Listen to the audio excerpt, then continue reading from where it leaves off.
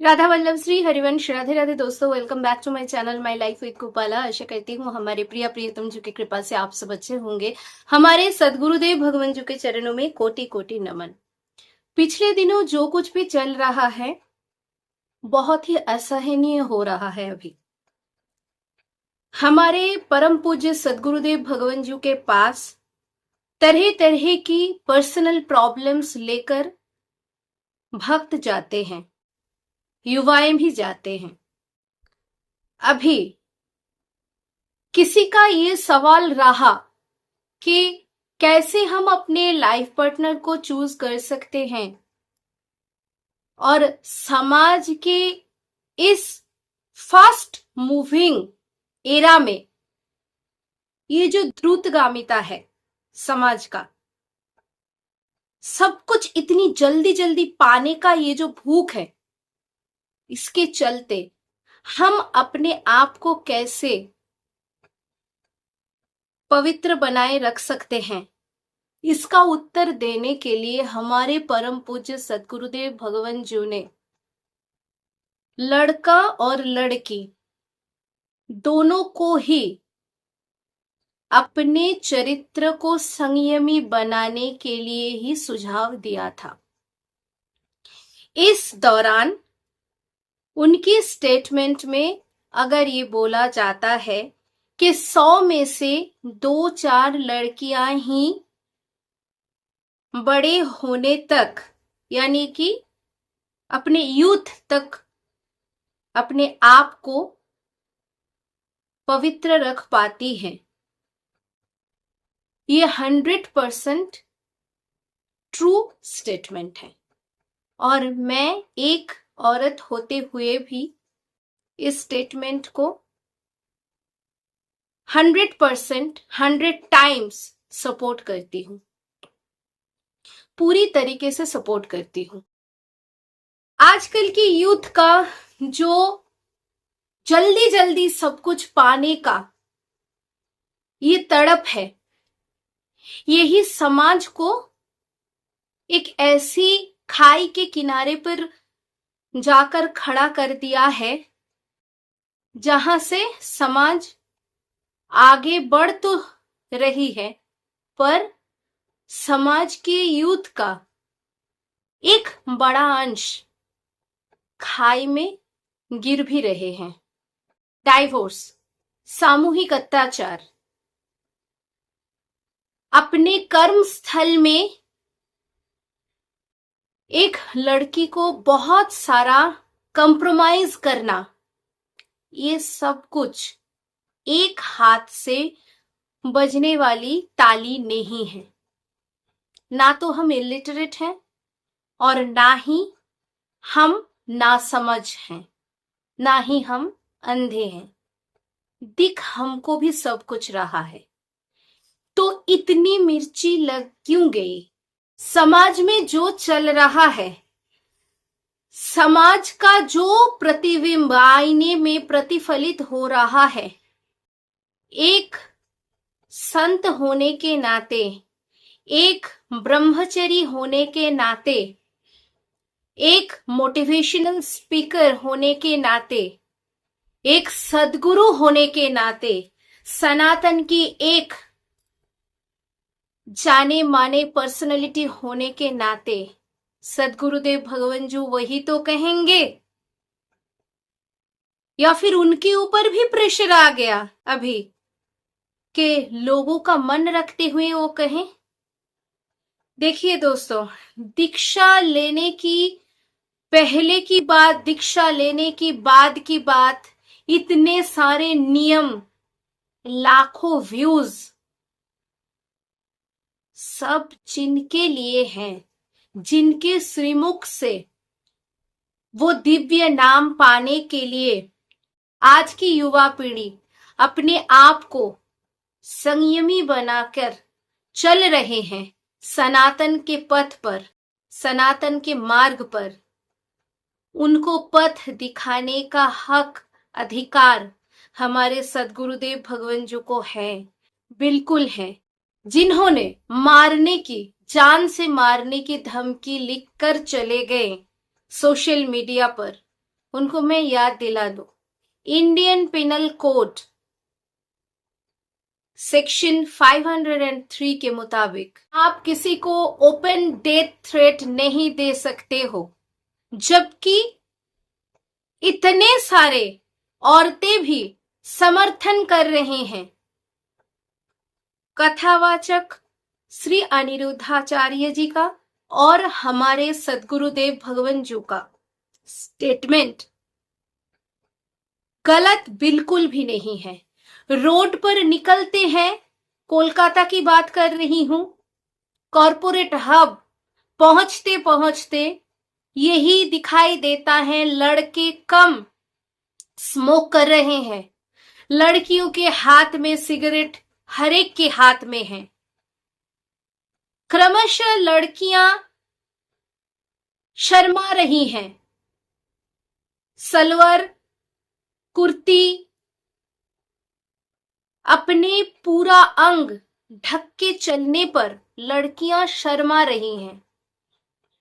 क्या ये पोशाक, क्या साड़ी, क्या दुपट्टा इंडियन कल्चर को रिप्रेजेंट नहीं करता? हम लोग पढ़े लिखे नहीं हैं, हम लोग मॉडर्न सोच रखने वाले नहीं हैं, किसी ने भी बाल विवाह को समर्थन नहीं किया है।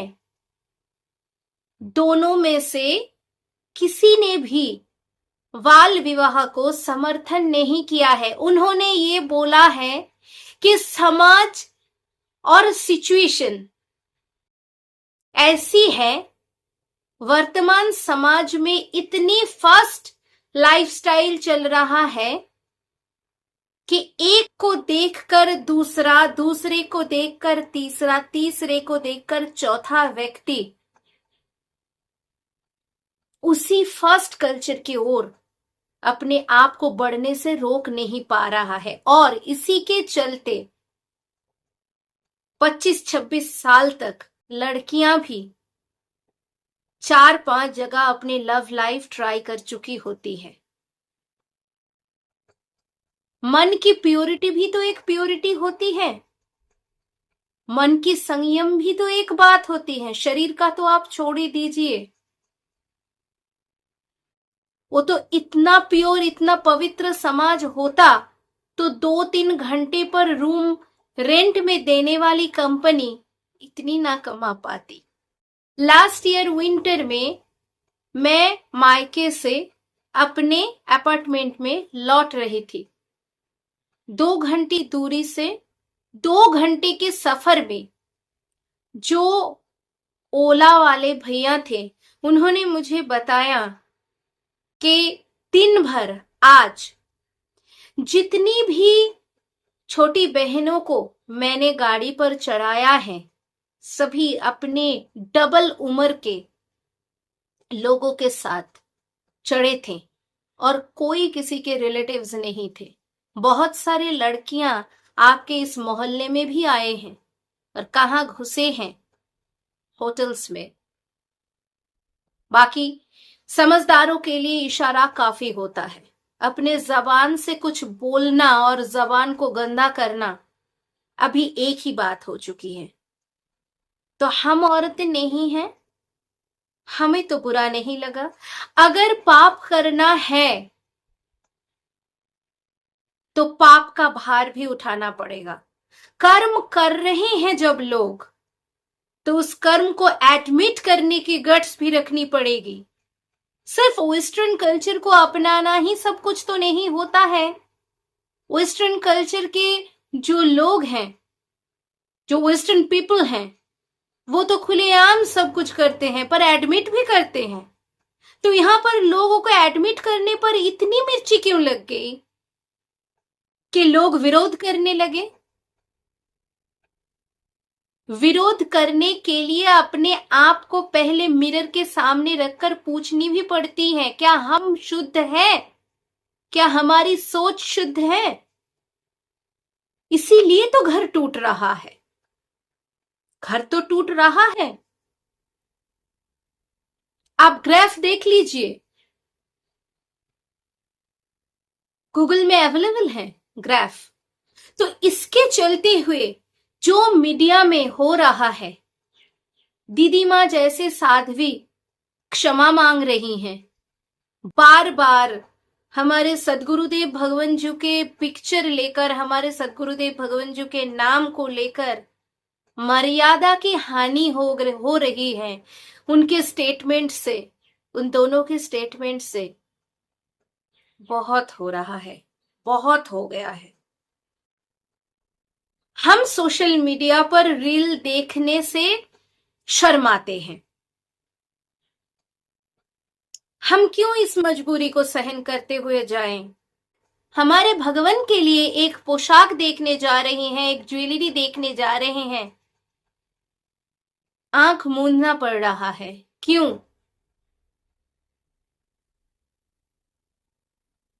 क्या ये अनलॉफुल नहीं है? ये इलीगल नहीं है?